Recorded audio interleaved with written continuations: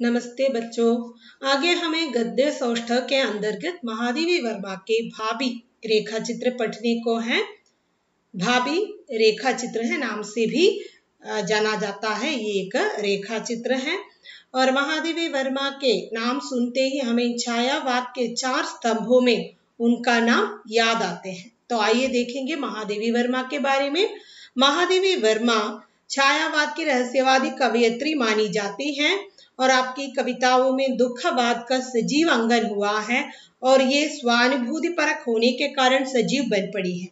उनकी कविताओं में वेदना भरी पड़ी है, इसी कारण उन्हें वेदना की गायिका भी बताती हैं।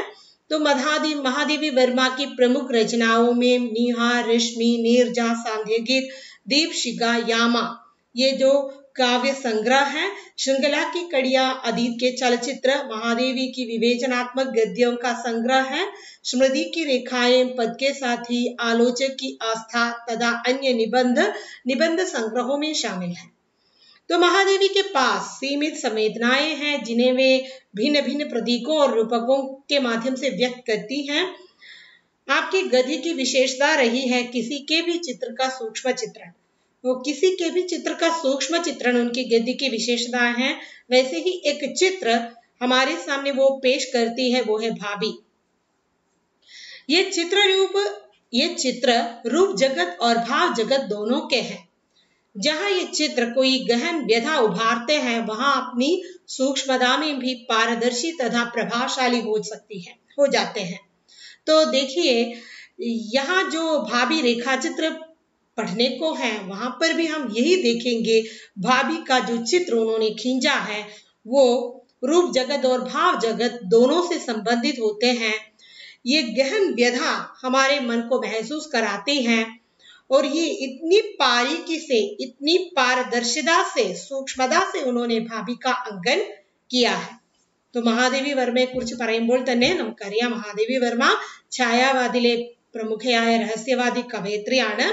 അവരുടെ രചനകളിൽ ദുഃഖമാണ് നിഴലിച്ചു നിൽക്കുന്നത്. അവരുടെ പ്രധാനപ്പെട്ട രചനകളാണ് നിഹാർ, രശ്മി, നീർജ, സാന്ധ്യഗീത്, ദീപശിഖ, യാമ. ഇതെല്ലാം തന്നെ പോയറ്റിക് കളക്ഷൻസിന്റെ പേരാണ്.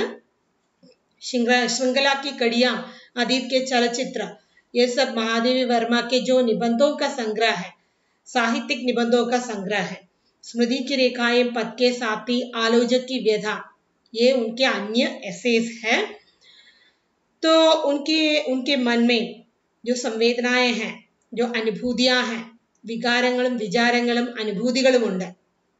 ഇത് പല പ്രതീകങ്ങളിലൂടെയും രൂപകങ്ങളിലൂടെയുമാണ് അവതരിപ്പിക്കുന്നത്. അവരുടെ ഗദ്യ സാഹിത്യത്തിന്റെ വിശേഷത എന്ന് പറഞ്ഞാൽ വളരെ സൂക്ഷ്മമായി നിരൂപണം ചെയ്ത ഒരു ചിത്രം നമ്മുടെ മുന്നിൽ അവർ അവതരിപ്പിക്കും എന്നുള്ളതാണ്. ഈ ചിത്രം രൂപത്തെ ബേസ് ചെയ്തുകൊണ്ടാകാം, അനുഭൂതികളെ, വികാരങ്ങളെ ബേസ് ചെയ്തുകൊണ്ടുമാകാം. ഇത്തരത്തിലുള്ള ചിത്രം അല്ലെങ്കിൽ ആരെ കുറിച്ചാണോ വർണ്ണിക്കുന്നത്, അവരുടെ ആ ചിത്രം നമ്മുടെ മനസ്സിൽ വളരെയധികം വേദന ഉളവാക്കുന്ന ഒന്നാണ്. അത്യന്തം സൂക്ഷ്മതയോടുകൂടിയാണ് അവർ ഇത്തരം चित्रम നമ്മുടെ മുന്നിൽ അവതരിപ്പിക്കുന്നത്. तो भाभी के बारे में कहेंगे तो भाभी महादेवी वर्मा के अत्यंत संवेदनशील रेखा चित्र है। प्रस्तुत संस्मरण उनके बचपन की जिंदगी से जुड़ी हुई है। बचपन में उन्होंने जो कुछ भी देखा है, उनके जीवन में एक घटना घटित हुई है, उसको आधार बना के उन्होंने भाभी रेखा चित्र लिखा है। तो वो इस प्रकार है कि उनके पड़ोस में एक राजस्थानी परिवार रहता था। अक्सर स्कूल जाते समय पर्दे के पीछे की 2 आंखें उनका पीछा करता था।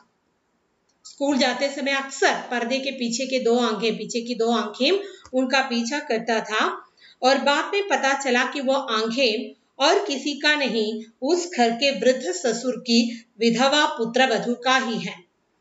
और बूढ़े सेठ ने अपने बेटे की बीमारी छिपाकर उसका विवाह अपने बेटे से करवा दिया था और विवाह के कुछ ही दिनों बाद बेटे की मृत्यु हो जाती है और उनकी युवातम पुत्रवधू इस प्रकार विधवा बन गई है।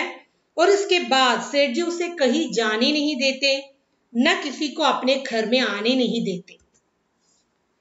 तो महादेवी വർമ്മയുടെ വളരെയധികം അനുഭൂതി പ്രവണമായ രേഖാചിത്രമാണ് ഇത് അവരുടെ ജീവിതത്തിൽ കുട്ടിക്കാലത്ത് നടന്ന ഒരു കഥയെ ബേസ് ചെയ്തുകൊണ്ട് അവരെഴുതിയ ഓർമ്മക്കുറിപ്പ് പോലെയാണ് മുന്നോട്ട് പോകുന്നത്.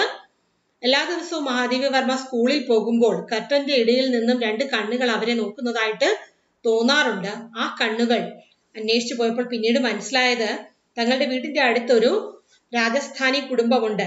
ആ കുടുംബത്തിലെ സേഠിന്റെ മരുമകളാണ്. സേഠ് തന്റെ മകൻ അസുഖക്കാരനാണ് എന്നുള്ളത് മറച്ചു വെച്ച് ഇവളെ കൊണ്ട് അവനെ കല്യാണം കഴിപ്പിച്ചു. കല്യാണം കഴിഞ്ഞ് കുറച്ച് ദിവസങ്ങൾക്കകം മകൻ മരണപ്പെട്ടു. അങ്ങനെ ഈ പെൺകുട്ടി വിധവയായി തീർന്നു.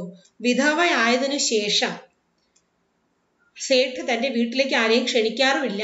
ഇവളെ ആരുടെയും വീട്ടിൽ പോകാൻ അനുവദിക്കാറുമില്ല.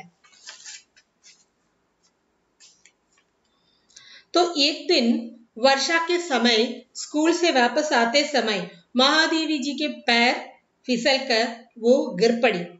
तो उनकी चीख सुनकर वो लड़की जो हमेशा पर्दे के पीछे से उन्हें छांग कर देखा करती थी, वो दौड़कर बाहर आई और उसे खींचकर उनके घर ले चली. ഒരു ദിവസം നല്ല മഴയുള്ള സമയം മഹാദേവി വർമ്മ വീട്ടിലേക്ക് തിരിച്ചു വരുന്ന സമയമായിരുന്നു സ്കൂളിൽ നിന്ന്. അപ്പോൾ കാല് തെന്നി താഴെ വീണു. അവളുടെ നിലവിളി കേട്ട് ആ കർട്ടന്റെ മറവിലുള്ള ആ കണ്ണുകൾ അവളെ അന്വേഷിച്ചു വരികയും അവളെ എടുത്തുകൊണ്ട് തന്റെ വീട്ടിലേക്ക് കൊണ്ടുപോവുകയും ചെയ്തു. एक दुर्बल सुकुमार बालिका जैसी स्त्री महादेवी के शरीर में लगे कीचड़ को अपने कपड़ों से पोंछ रही थी. वृद्ध सेठ ने महादेवी को पहचान कर कहा कि ये हमारे वर्मा साहब की बेटी है. तो महादेवी उस लड़की को देखते ही उन्हें पता चला कि उतने जो उम्र वाली नारी नहीं है, वो बालिका जैसी ही दिखती है और वो नारी जो है उनके शरीर में पड़े कीचड़ को अपने जो कपड़े से पोंछ रही है. और उस महादेवी को देखकर, उस लड़की को देखकर सेठ ने उन्हें पहचान लिया. महादेवी को पहचान के कहा कि ये हमारी सेठ की बेटी है. മഹാദേവി വർമ്മയെ അങ്ങനെ അവര് വീട്ടിലേക്ക് എടുത്തുകൊണ്ട് വന്നു. മഹാദേവിക്ക് അവരെ കണ്ടപ്പോൾ തന്നെ തോന്നി അത്ര പ്രായമുള്ള സ്ത്രീയൊന്നുമല്ല, ബാലികയെ പോലെയാണ് തോന്നുന്നത്. അവര് തന്റെ വസ്ത്രം കൊണ്ട് അവളുടെ ശരീരത്തിലെ അഴുക്ക് കഴുകി കളയുകയായിരുന്നു. പിന്നീട് സേഠ് മഹാദേവി വർമ്മയെ തിരിച്ചറിയുകയും അവളോട് പറഞ്ഞു കൊടുക്കുകയാണ്, ഇത് മറ്റാരുമല്ല, നമ്മളെ വർമ്മ സാഹബിന്റെ മകളാണ് എന്ന്. उसी दिन से महादेवी वर्मा उस घर में आती जाती रही. विधवा लड़की दिन में एक या 2 बार ही खाना खाती थी. अगर वो ज्यादा समय खाना खाएंगे तो ज्यादा वक्त खाना खाएंगे तो ससुर बर्दाश्त नहीं करते. इतनी जो बदतर जिंदगी वो वहां पर जी रही थी, अगर वो उससे विचलित हुआ तो इसका मतलब है हो जाएगा कि उसका मन विधवा के संयम प्रधान जीवन से ऊबकर किसी विपरीत दिशा में जा रहा है. ये खाना तो 1 या 2 बार ही खाते थे, अगर इससे ज्यादा खा जाएंगे तो विधवा जीवन में संयत न रहने के इच्छुक होकर ये अपनी विपरीत दिशा की ओर ले जा रहे हैं. उन्हें बदतर और बदतमीज साबित करेंगे अपने ससुर जी. അവള് 2 നേരം മാത്രമേ ഭക്ഷണം കഴിക്കുകയുള്ളൂ, അല്ലെങ്കിൽ 1 നേരമായിരിക്കും പലപ്പോഴും ഭക്ഷണം കഴിക്കുക. അതിൽ നിന്നും കൂടുതൽ കഴിക്കുകയോ എന്തെങ്കിലും ആരാം സുഖലോലുപമായ ജീവിതം സ്വീകരിക്കുകയോ ചെയ്യുന്നു എന്ന് കണ്ടു കഴിഞ്ഞാൽ തന്റെ ഭർത്താവിന്റെ അച്ഛൻ അവൾക്ക് വിധവാ ജീവിതം, വിധവകൾ പാലിച്ചു പോകേണ്ട ആചാരങ്ങൾ പാലിക്കുന്നതിനുള്ള ബുദ്ധിമുട്ടാണെന്നും അവളുടെ സ്വഭാവം അത്ര നല്ലതല്ലെന്നും സിദ്ധിക്കാൻ ശ്രമിക്കാറുണ്ട്. तो वो भाभी यानी कि वो लड़की जो विधवा युवती जो है 19 वर्ष की है. 19 वर्ष की युवती का जीवन बहुत ही दयनीय बन चुके थे. कभी वो हंसते नहीं थे, दिलचस्प होकर हमेशा काम करती रहती है. कभी भी वो हंसती नहीं है, हमेशा किसी न किसी काम करती ही रहती थी. सवेरे स्नान, तुलसी पूजा आदि कुछ करके वो अपने अंधेरे रसोई घर में पहुंचती थी और 10 बजते बजते ससुर को खिला पिलाकर उसी टाट के पर्दे के पीछे महादेवी से शाम को आने का निमंत्रण देकर खड़ी रहती थी। उसके बाद चौका बर्तन कूटना पीसना भी करके वो सब काम समाप्त कर देती थी। तो उनका जीवन यापन इस प्रकार चलता था। സവേരെ ഉടുക്കർ രാവിലെ എഴുന്നേറ്റ് കുളിച്ച് തുളസി പൂജ നടത്തി പിന്നീട് തന്റെ ഇരുണ്ട അടുക്കള മുറിയിലേക്ക് ചെല്ലും, അടുക്കളയിലെ കാര്യങ്ങളൊക്കെ ചെയ്യും, തന്റെ ഹസ്ബൻഡിന്റെ അച്ഛന് ഭക്ഷണം നൽകും. എന്നിട്ട് ആ കർട്ടന്റെ മറവിൽ വന്നു നിന്ന് മഹാദേവിയോട് പറയുന്നത് പോലെ തോന്നും അവളുടെ കണ്ണുകളിലൂടെ, നീ വൈകുന്നേരം വരണം, അതിനിടയ്ക്ക് മാവ് കുഴയ്ക്കുക, പാത്രം കഴുകുക, അങ്ങനെയുള്ള സകലമാന വീട്ടുജോലികളും അവൾ ചെയ്തു തീർക്കാറുണ്ട്. കേവലം 19 വയസ്സുള്ള യുവതിയാണ് അവൾ. ऐसी अवस्था में जीने वाली वो युवती ने 8 वर्ष की बालिका महादेवी को ही अपने पीड़ेदायक मन की सारी ममता सौंप दी. उनके दुख बांटने के लिए घर में और कोई नहीं था. उस 19 वर्ष की युवती को ही महादेवी वर्मा भाभी कहकर पुकारती थी.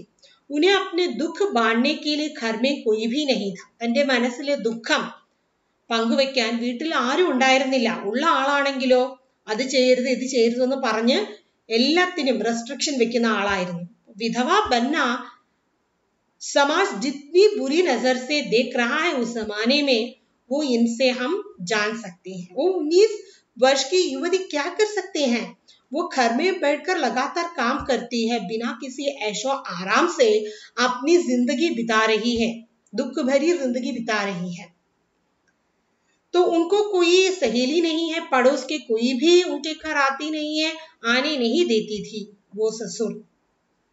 तो इसलिए वो अपनी मन की पीड़ा इस बालिका से भी नहीं कर सकते, क्योंकि उनके उम्र में काफी अंदर है.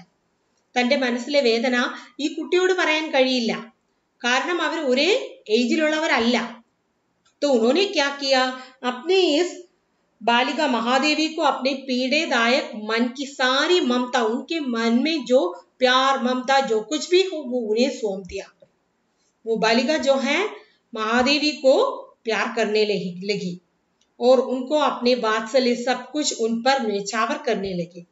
लेकिन महादेवी उनकी अवस्था सही रूप से समझ नहीं सकती थी, इसलिए उनकी गुड़ियों वाली दुनिया में उस लड़की ने प्रवेश पा लिया. तो महादेवी उनकी अवस्था अच्छी तरह नहीं समझती, इसलिए महादेवी की उस गुड़ियों वाली दुनिया में उसकी जो बचपना में ये भी शामिल हो गई. वो भी अपने आप को एक हद तक एक बच्ची ही समझ बैठती है. वृद्ध सेठ को भी महादेवी के आने जाने से कोई ऐतराज नहीं था. महादेवी वर्मा जो है छोटी बालिका है, इसलिए उनके घर में आने जाने से सेठ जी को भी कोई ऐतराज नहीं था. उस पुत्रवधू को ही महादेवी वर्मा भाभी नाम से पुकारती थी. भाभी को महादेवी जी हमेशा सफेद ओढ़नी और काला लहंगा या काली ओढ़नी और सफेद बूटीदार कथई लहंगा पहनते हुए देखा था. कभी भी भाभी को वो रंग बिरंगे कपड़ों में नहीं देखा था. तो महादेवी वर्मा एक छोटी बालिका है, वो हमेशा अपनी भाभी को सफेद वस्त्रों में ही देखा करती थी. तो वे दिनों कहानियां कह सुनकर मौज मस्ती दोनों करती थी. तो कहानियां कह सुनकर दोनों मौज मस्ती उड़ाती थी. कभी कभी बूढ़े सेठ की पुत्री अपने घर आ जाती तो भाभी की किस्मत बदल जाती है. कभी कभार उनकी जो बूढ़े सेठ की जो बेटी जो है वहां पर रहने के लिए आ जाती है. उस दिन ये भाभी का जीवन वहां हराम हो जाता है. उसके चले जाने पर भाभी के दुर्बल शरीर पर, हाथों पर जलने के लंबे काले निशान और पैरों पर नीले दाग दिखाई देता था, क्योंकि ये सेठ जी की बेटी जो है उन पर अत्याचार करती है, क्योंकि कहने सुनने वाला कोई भी नहीं है. उनके वश में उनके लिए आवाज उठाने लायक कोई भी व्यक्ति उस घर में नहीं है, इसलिए सभी अत्याचार वो चुप कर सहकर वहां पर पड़ी रहती थी। ये सब महादेवी वर्मा देखती रही। പലപ്പോഴും തന്റെ നാത്തൂൻ സേട്ടിന്റെ മകൾ അവിടെ വന്ന് നിൽക്കുമ്പോൾ മഹാദേവി വർമ്മയുടെ ഈ ഭാബിയുടെ ജീവിതം വളരെയധികം ബുദ്ധിമുട്ട് നിറഞ്ഞതാകും. അവളെ ചട്ടകം വെച്ച് പൊള്ളിക്കുക, ചവിട്ടി നോവിക്കുക, പലതരത്തിലുള്ള അത്യാചാരങ്ങൾ ഈ നാത്തൂൻ അവളോട് ചെയ്യാറുണ്ട്. അവൾക്ക് വേണ്ടി സംസാരിക്കാനോ അവളെ സ്നേഹിക്കാനോ ആരും ആ വീട്ടിലുള്ള ഇല്ലാത്തത് കൊണ്ട് അവൾ അതെല്ലാം സഹിച്ച് ജീവിച്ചു പോന്നു. अंत में जिस घटना से संस्मरण समाप्त हो जाता है कि वो दारुण है, क्योंकि हमेशा महादेवी वर्मा देखा करती है कि भाभी जो है ये हमेशा सफेद या काली रंग के वस्त्र ही पहना करती थी। उन्हें अच्छी ढंग के वस्त्र पहनाने में दिलचस्पी होने लगे और यानी कि ये महादेवी वर्मा जो है वो बालिका जो है विधवा के जीवन यापन के बारे में कुछ भी नहीं जानते। इसलिए उन्होंने क्या किया कि एक दिन बालिका महादेवी खेल खेल में रंगीन दुपट्टा भाभी पर डाल देती है और रंगों से भाभी के चेहरे पर प्रसन्नता आ जाती है, लेकिन ससुर इस प्रसन्नता पर कठोर प्रतिक्रिया कर देते हैं। एक दिन खेल खेल में हमारे महादेवी वर्मा ने क्या किया, एक सुंदर रंग बिरंगे ओढ़नी उन्हें ओढ़ लेती हैं और उस रंगों में उनकी जो सौंदर्य और भी जज उठते हैं, ये देखकर ससुर उन पर कठोर प्रतिक्रिया करने लगे। ഒരു ദിവസം കളിക്കിടയിൽ വളരെ സുന്ദരമായ ഒരു ഷോള് മഹാദേവി വർമ്മ പിന്നെ ഈ ഭാബിക്ക് അണിയിച്ചു കൊടുക്കുകയാണ്. അതിലൂടെ ആ നിറം പിടിപ്പിച്ച ആ വസ്ത്രത്തിലൂടെ ആ ഷോളിൽ അവളുടെ മുഖം വളരെ സുന്ദരമായി കാണപ്പെട്ടു. പക്ഷേ അവളുടെ ഭർത്താവിന്റെ അച്ഛൻ വളരെ കഠോരമായ രീതിയിലാണ് പിന്നീട് അവളോട് പെരുമാറിയത്. तो लेकिन ससुर इस प्रसन्नता पर कठोर प्रतिक्रिया कर देते हैं और उनको पूरी तरह पिटाई करते हैं और इस घटना के बहुत दिनों बाद ही बालिका महादेवी फिर से भाभी को देखा।